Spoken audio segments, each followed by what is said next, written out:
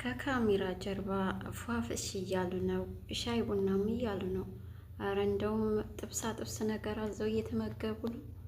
ሰላም ጤና ይስጥልኝ። ውድና የተከበራችሁ የቻናሌ ቤተሰቦች እንደምንሰነበታችሁ፣ እኔ መድኃኔዓለም የተመሰገነ ይሁን በጣም ደህና ነኝ። እናንተም በያላችሁበት የእግዚአብሔር ሰላም ይብዛላችሁ።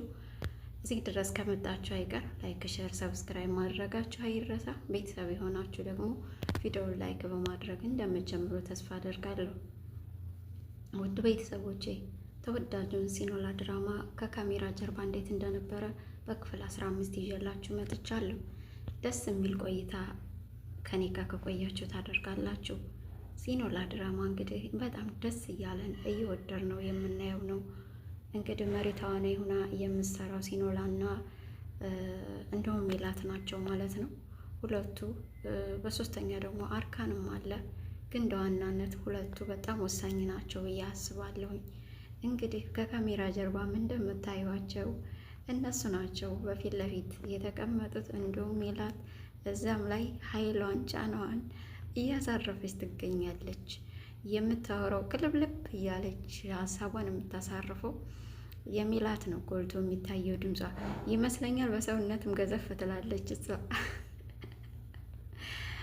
እና ሲኖላ እንኳ የኔ ቢጤ ቀጫጫ ነገር ነችና፣ እንዲሁም አርካን ሜላት ግን እንደዛ ነችና ገዘፍ ያለች ነው በሰውነቷ። ሁሉ ነገር ላይ ደግሞ ተጽዕኖ ማሳደርና ራሷን የበላይ አድርጋ ነው የምታስበው።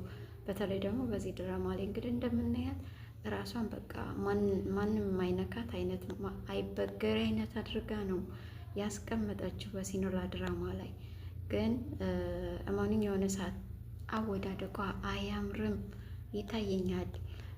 አርካን የመጨረሻ ጥጉን ያለፈች ቀን የሚያደርጋትን ማድረግ እሷን አያርገኛልን ቀን ለማየት እጓጓለሁ። ውድ ቤተሰቦች በተለይ ከዱቤ ጋር ሆና እያደረገች ያለችውን በከፊል ቢያውቅም ነገር ግን ከዱቤ ጋር ትተኛለች፣ ከዱቤ ጋር አብራ ትሆናለች ብሎ በፍጹም አይጠብቅም።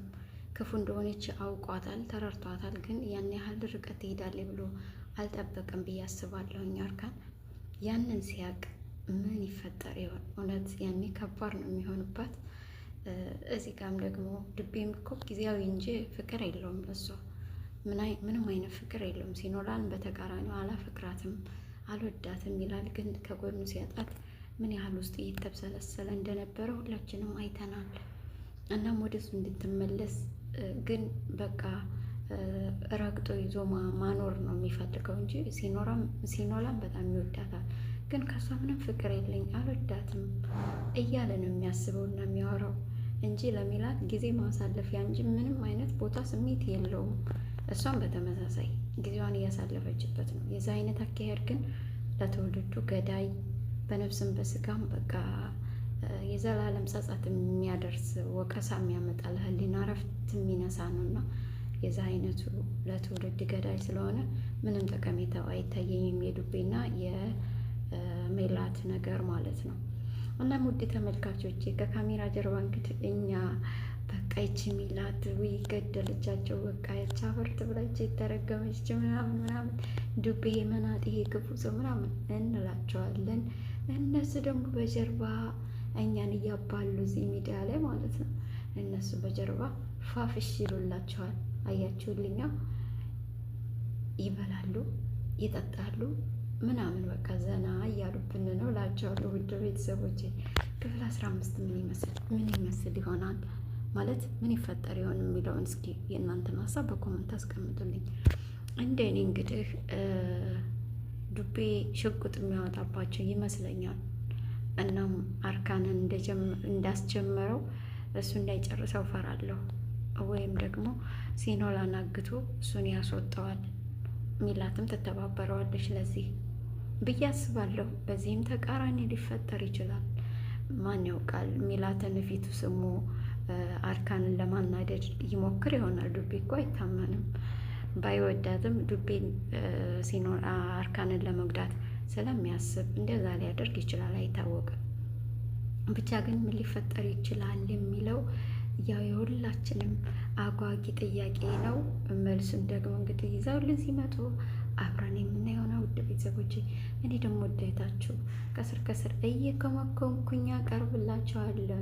ከኔ ጋር ከሆናችሁ ሁሉንም ትሰማላችሁ። የትም እንዳትሄዱ። ክፍል 15ን የእኔ ምልከታ በዚህ መልክ ካመጣሁላችሁ፣ ቀጣይ ደግሞ ትክክለኛውን የተፈጠረውን ደግሞ በደንብ አብራራላችኋለሁ። ውድ ቤተሰቦቼ፣ ድራማውን ለማየት ስራ ላይ ቢዚ የሆናችሁ ግን በድምፅ እንዳያችሁት እንድሰማችሁ አድርጌ ለማቅረብ በዝግጅት ላይ ነኝ። ለሱም ደግሞ ቀዳሚ ምርጫችሁ ወይኗ ሚዲያን አድርጉ። ውድ ቤተሰቦቼ፣ እስካሁን ከኔ ጋር ስለነበራችሁ ምስጋናዬ ከልቤ ነው። እንግዲህ ኖላዊ ድራማ በሚቀጥለው ክፍል እስክመጣላችሁ ድረስ ቸር ያቆየን። እወዳችኋለሁ። መልካም ጊዜ ይሆንላችሁ።